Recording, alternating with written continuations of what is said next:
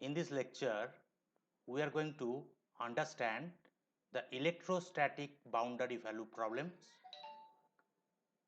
the uniqueness theorem, and the general procedure to solve Laplace equation. So, let us start with the first topic, that is the electrostatic boundary value problem. We have studied the procedure for the determination of the electric field E using Coulomb's law.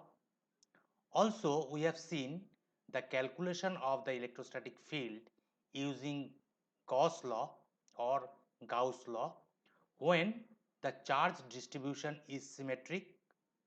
Also, we have seen how to calculate the potential of a point, and through that how to calculate the electric field intensity E using the expression E equals to minus grad phi. But in most practical situations, neither the charge distribution nor the potential distribution is known.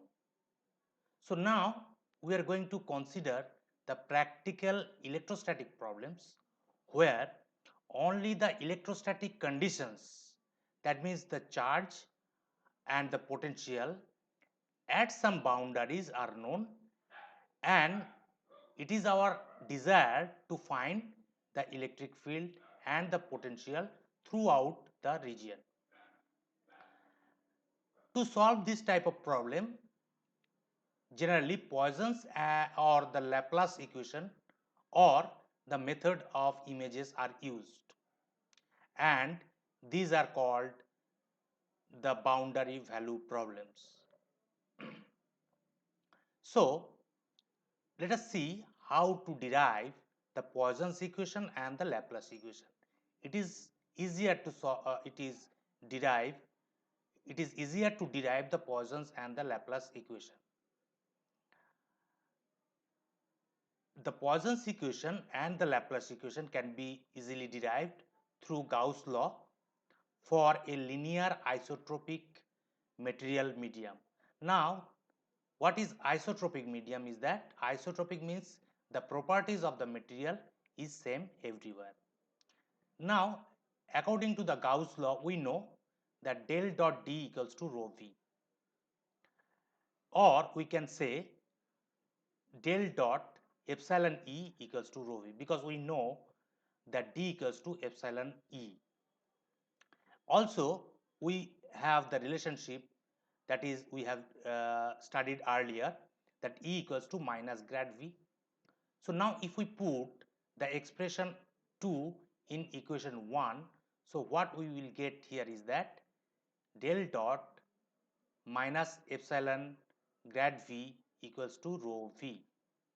Now this equation 3 is for the non-homogeneous medium. But if we consider the medium is homogeneous, then this epsilon is considered as constant everywhere in the medium. So for that we can write del square V equals to minus rho V by epsilon. And this equation 4 is known as the Poisson's equation. So this is the derivation of the Poisson's equation. Now, the Laplace equation is nothing but a special case of the Poisson's equation, where the rho V is equals to 0. That means the region which is charge free. If the region is charge free, then rho V is equals to 0, and for that the expression 4 becomes del square V equals to 0, and this equation is called the Laplace equation. So this is known as the Laplace equation. Now, whenever we are going to solve the Poisson's equation and the Laplace equation, some points we need to remember, and these points are given here. The first point says taking epsilon out of the left hand side of equation 13.3. That means if you consider this equation 13.3, if we want to take epsilon outside this left hand side, so and to obtain the equation 13.4, we have assumed that epsilon is constant throughout the region in which V is defined. As I said earlier, for homogeneous medium, this epsilon is considered as the constant. So that is why we can take the epsilon from the left hand side to the right hand side. But for the non-homogeneous region, this epsilon is not constant. So this equation 4 does not follow equation 3. Here you can see that this equation 4 does not follow equation 3. When for the non-homogeneous medium, the expression 3 must be used, and for the homogeneous medium, the Poisson's equation 4 should be used. The third point says the equation 3 is the Poisson's equation for non-homogeneous medium. Now this equation 3 becomes Laplace equation for non-homogeneous medium when rho v equals to 0. That means del dot minus of epsilon del v equals to rho v. This equation will be Laplace equation when the rho v equals to 0 for non-homogeneous medium. So for that case, del dot minus epsilon grad v will be equals to 0 for the Laplace equation of the non-homogeneous medium. And to solve this Poisson's equation and the Laplace equation, these 4 points we must remember. Now the Laplace equation in Cartesian, cylindrical and the spherical coordinates can be written by this expression, which is written here. You can see that for the Cartesian coordinate system, that 13.6 is representing the Laplace equation, 13.7 is representing the cylindrical form of the Laplace equation, and equation 8 is showing the Laplace equation in spherical coordinate system. As I said earlier, to know how that expression 13.6 is simple to know. We know that this how we are getting this one, but equation 7 and equation 8, how we are going to get that one. To understand this, you need to study the curvilinear coordinate system, as I said earlier. And here we are not discussing the curvilinear coordinate system, but if you are interested to see how this is coming, you should study the curvilinear coordinate system. Now the Poisson's equation in those coordinate system may be obtained, or we can get by simply replacing this 0 of the equation 6, 7, 8 with the minus rho v by epsilon, as I said earlier. So equation 6, this 8, 7, 6 in this expression, if we replace this 0 by minus rho v by epsilon, then this equation becomes the Poisson's equation. So this is all about the theoretical discussion about the Laplace equation and the Poisson's equation to solve the electrostatic boundary value problem. Now moving to the second topic, that is the uniqueness theorem. To understand the uniqueness theorem, first the point it is saying that if we want to solve a given problem, there are several methods to solve the given problem. The methods are like analytical, graphical, numerical, experimental, etc. But when Laplace equation is solved in different ways, like this analytical, graphical, numerical, experimental, it gives different solutions.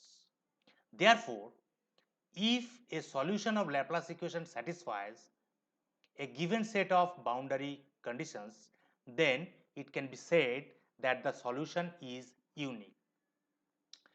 Hence, any solution of the Laplace equation that satisfies the same boundary conditions must be the only solution regardless of the method used, and this is known as the uniqueness theorem. So if you are asked the question what is the uniqueness theorem, then the 4 points, using the 4 points, these 4 points you can answer what is the uniqueness theorem. But it is not the theorem itself.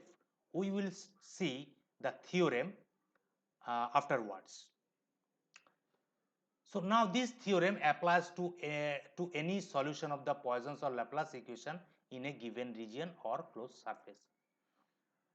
Now this theorem is proved by the contradiction. First, we have assumed that there are two solutions V1 and V2 for Laplace equation, both of which satisfies the prescribed boundary conditions.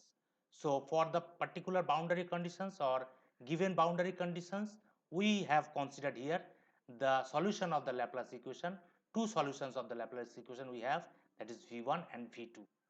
Now as this V1 and V2 are the solutions of the Laplace equation, so we can find out expression 13.9. Here del square V1 equals to 0, del square V2 equals to 0, or V1 is equals to V2 on the boundary.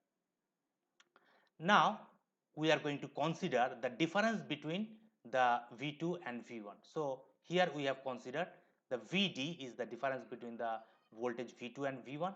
So Vd equals to V2 minus V1. So that Vd also obeys the expression that is the solution of the Laplace equation, that is del square Vd, which will be also equals to del square V2 minus del square V1, and that will be equals to 0. So now or Vd equals to 0 on the boundary, that is given by the expression 13. Now according to the equation 9 and 10, here 9 and 10, using the divergence theorem, we can write that the volume integral of del dot any vector A del dot A dv equals to the closed surface integral of A dot ds, where this S is the surface surrounding the volume V and is the boundary. This S is the boundary of the original problem.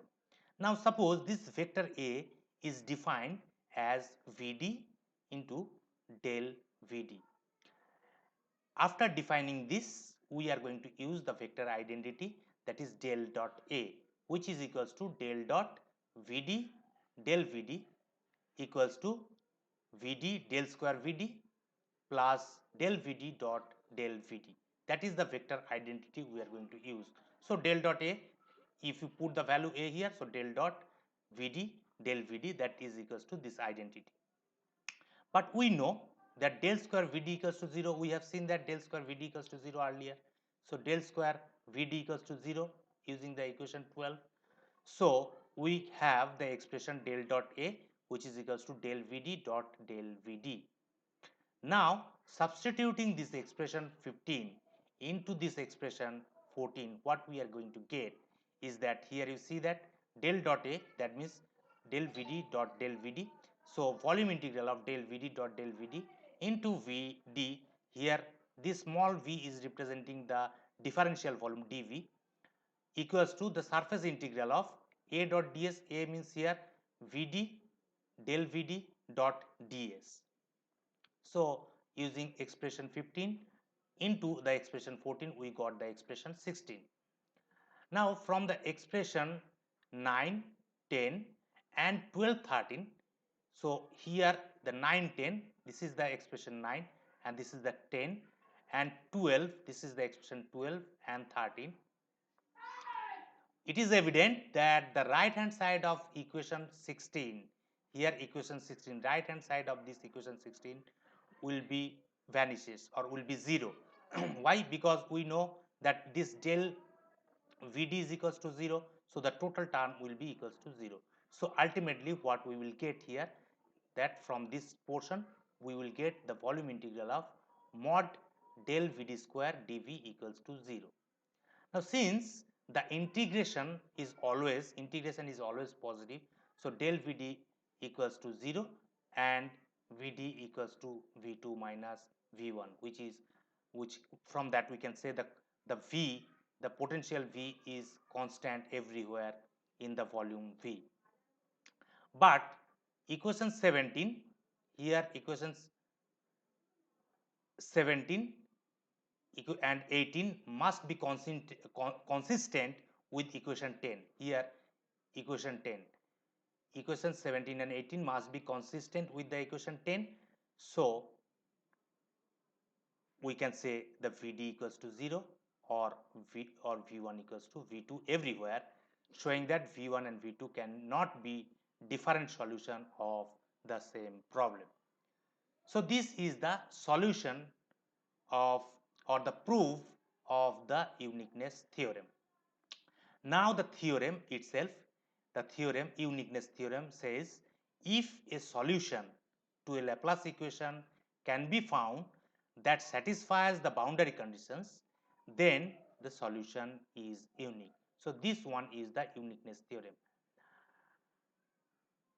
Now the similar steps can be taken to show that the theorem applies to Poisson's equations also, and to prove the theorem for the case of the this where the electric field and the potential gradient is specified on the boundary. That means we can use the similar steps for or to solve the Poisson's equation to find out the boundary value problems. Now before we start to solve the boundary value problems, we should keep in mind 3 points that uniquely describe a problem. The point number 1, that is the appropriate differential equation. So if you have given a problem, if you have a problem, a given problem, then this problem has the mathematical expression and which must be the differential equation. Generally the differential equation is used to represent the physical or the physical system. To describe the physical system, we generally use the differential equation. So if you have a given problem, it must have the appropriate differential equation. The second one is the solution region. That means within that particular region, the solution we will get, and the prescribed boundary conditions. So and the boundary conditions must be given. So these 3 points should be known. So a problem does not have a unique solution and cannot be solved completely if any of these items is missing. So if any of these 3 points are missing, then it is not possible to have the unique solution. Now here the general procedure for solving the Poisson's equation or the Laplace equation is given. As it is the theoretical discussion, the mathematical problem solution is not given, but here the general solution for the Poisson's equation and the Laplace equation is given point wise. So if you follow these points, you can solve the boundary value problems, or you can solve the Poisson's equation and the Laplace equation. The first point is the solve Laplace or Poisson's equation, and whenever rho v equals to 0, you solve the Laplace equation.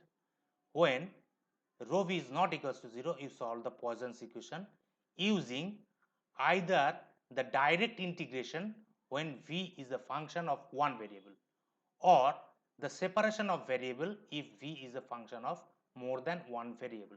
So when you are going to solve the electrostatic boundary value problems, you will see that whenever you are going to solve the Laplace equation and the Poisson's equation, first the direct integration you can use when v is the function of one variable. V is the del square v in the Laplace equation, which is equals to 0, that v. The solution at this point is not unique. When you solve this using the direct integration or the separation of variable, then the solution is not unique and is expressed in terms of unknown integration constants to be determined, where the constants to be determined. Now to determine the constant values, apply the boundary conditions to determine a unique solution for v, because whenever you are applying the boundary conditions of the solution of the Laplace equation or the Poisson's equation, you will get the unique solution. Now imposing the given boundary condition makes the solution unique. So whenever we are applying the boundary conditions, that makes the solution unique. Now after solving the expression v, we can find out the expression E because we know E equals to minus grad V. Also, we can find out the flux density D, that D equals to epsilon E, because V is, if we calculate V using the Laplace equation and the Poisson's equation, from that we can get E, from that we can get D. Also, we can get the J equals to sigma E, that is the current density. Also, if we move further, we can find out the charge Q induced on a conductor using Q equals to surface integral of rho s ds, where rho is equals to dn, and dn is the component of D, the normal component, normal to the surface of the conductor.